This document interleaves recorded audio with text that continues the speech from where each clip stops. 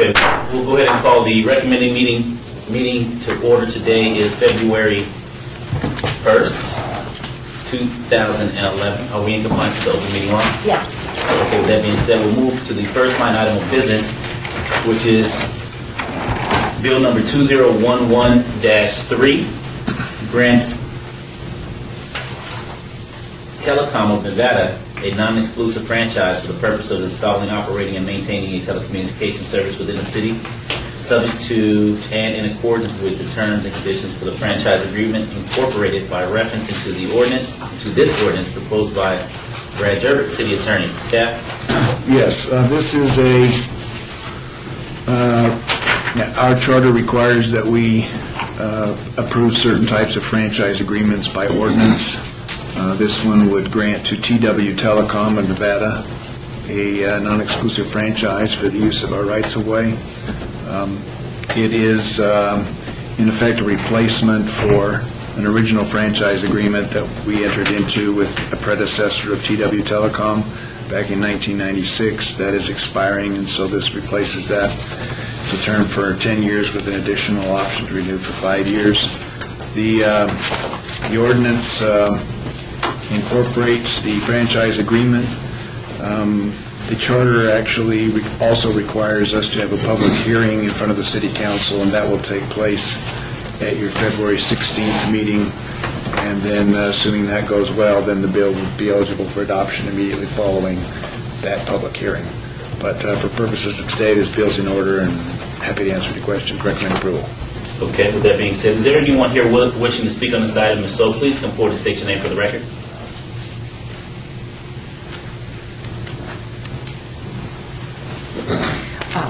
Juanita Clark for Charleston Neighborhood Preservation. This is our junior board member down here from Mr. Barlow's ward, Zachary Slaughter. We didn't come prepared to say anything, but we have a question. We thought this was a new thing, and it sounds in the backup materials as though it's not a new thing. So is that true? It's not new? It's a replacement for an expiring franchise. Okay. And just for the record, Mark Vincent, Chief Financial Officer, we have numerous right-of-way agreements. We call them franchise agreements. They're really what they are, right-of-way agreements for all sorts of different telecommunications providers. So for them to get access into that right-of-way, they have to come in and get these franchise agreements, much like in the old days where we had telephone companies and utility companies using the right-of-way as well. So we have quite a few of these. It's not unusual to have new ones from time to time. So this is for the city use only? This is an agreement that gives them the right to be able to dig trenches in the streets in the right of way to put their telecommunications equipment in. Okay. And for that right, they will pay us a franchise fee of 5% of the gross revenues related to that. Because we were just excited about it. We thought, oh, wow, this sounds great. But thank you. They're pretty common. Okay. Okay, thank you for your comments. Is there anyone else wishing to speak on this item? Seeing none, Councilman? Motion to send to the entire City Council with a pass recommendation. All in favor? Aye. Aye. And just for the record, February 16th, this item will be heard at the February 16th City Council meeting 2011. Item has passed. Next line item is bill number 2011-4, continues to authorize on a temporary basis the waiver of the origination charge for Urban Lounge and Tavern Limited license sponsored by Mayor Goodman. Staff? Yes, committee members, as you'll recall, a year ago, the council authorized for a one-year period the waiver of the origination charges that pertain to these two types of downtown liquor licenses because there's been success and because there is a desire to have continued success in encouraging these businesses to locate downtown. It's been proposed that this authorization be extended an additional year, and so we recommend approval. And just for the record, if I may, again, Mark Vincent, last year we had 8 businesses come into these areas, spent about $2.5 million in improvements. I think they generated about over 60 full-time positions and perhaps another 30 to 40 part-time positions in the neurosurgery well. So the first-year moratorium, we do think was a success.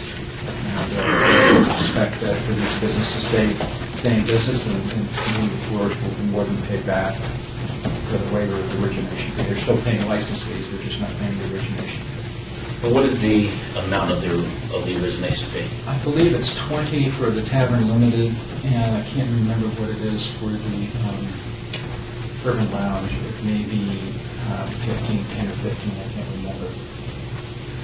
They were special categories that were created different than a tavern. A regular tavern license is $60,000 origination fee. They have a market value that's well in excess of that.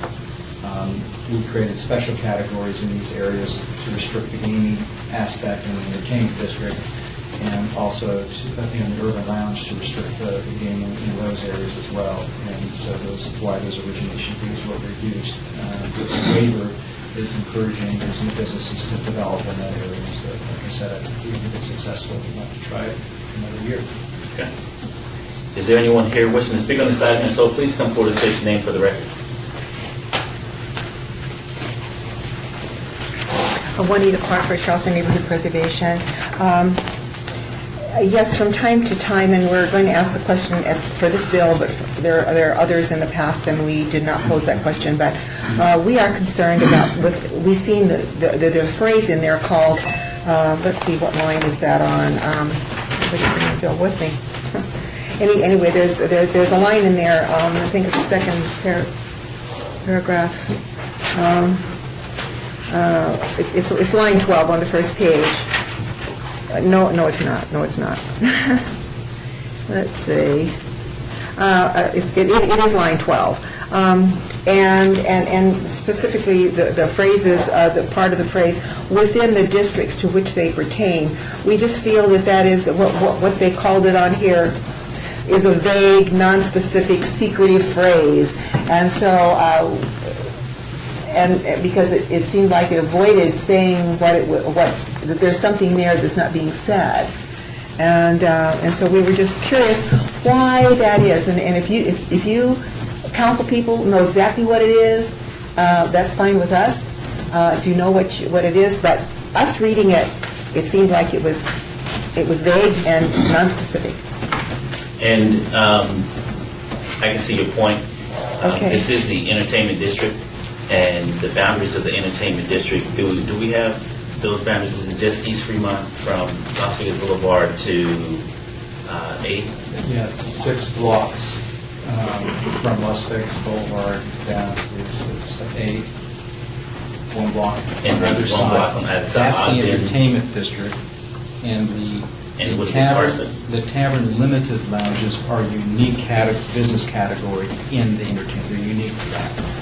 And the Arts District, whose boundaries I'm not quite certain of. Right, I'm not But questioning. the Arts District, the Urban Lounge is a unique business category in the Arts District. So that's, you're correct that we probably could have been a little Laid it clearer, out. but It's A little bit clearer. the 2 business categories are unique to those 2 districts. Tavern Limited is unique to the Entertainment District, and the Urban Lounge is a unique category in the Arts District. And that's a good point that she brings up also, and I'm not sure if this is something that you can make note of to make sure that we have the boundaries laid out at City Council so that the community will know what the boundaries of the Fremont District, East Fremont District Entertainment, as well as the Arts District as well, so that we can have that on the record, if you can assist us with that. Yeah, if we were making a change, obviously, we would have called those out. Since this is retaining the status quo, that's one reason why we don't republish all the boundaries of all the districts to which every ordinance pertains. We don't have that ability, nor the resources to do that, but we can make available at the council meeting those districts if you'd like. Right. And I'm just, and I understand what you're saying, but I would just like to at least notify the public informally as far as what boundaries we're referencing, just to be clear for the record as we move forward. Very good. Okay, and your comment of change is our second question there. Is this a stage indicating that change most likely will occur because of the above phrase in the quotes from this proposed bill? So you're indicating that those boundaries will possibly be changed? Not in the least. Oh, okay, I thought you just used the word change. I mean, Well, I think what Steve was indicating was this ordinance was already in effect for the past 12 months, and all we're doing is extending it. We're not changing it other than just extending it for another year. It's been in existence. Okay, but the boundaries are not going to be changed because That's of not that what- phrase that we pulled out of there. We thought that might be the thing. And we also were curious about... What line were you referencing? What line were you referencing as far as the change? Is it 12, within the districts to which they pertain, that sounds as though, if you didn't identify the boundaries, then it sounds as though after passage, then they would be changed within the next year, or they could be changed within the next year. They would be changed by means of an ordinance, which you would be able to review if and when that happened. It ain't going to happen here, and that's why it's not described here. Okay. And then we also were wondering about how much it is, and 20 was mentioned for one of them, and 10 to 15 to the other, and I guess that means $1,000. Is that what was? And thank you so much for your patience and information. Thank you. Is there anyone else wishing to speak on this item? If so, please come forward and state your name for the record. Yes. My name is Marcus Cruson. I'm one of the volunteers for an incoming organization in 18B. We call ourselves 18B Revitalization Group, and we're focusing on Main Street right now in Colorado. And we just want to thank you guys for extending this license. I know it's done good in the last year, but there's a lot of stuff in the works, up to about 15 to 16 applicants that we know of that would benefit from this. Also, not only does the area benefit from it, it's easy to attract investment capital from within the community, and I'm just very, very thankful that you guys have given this tool to us on the ground to bring in other aspects of it.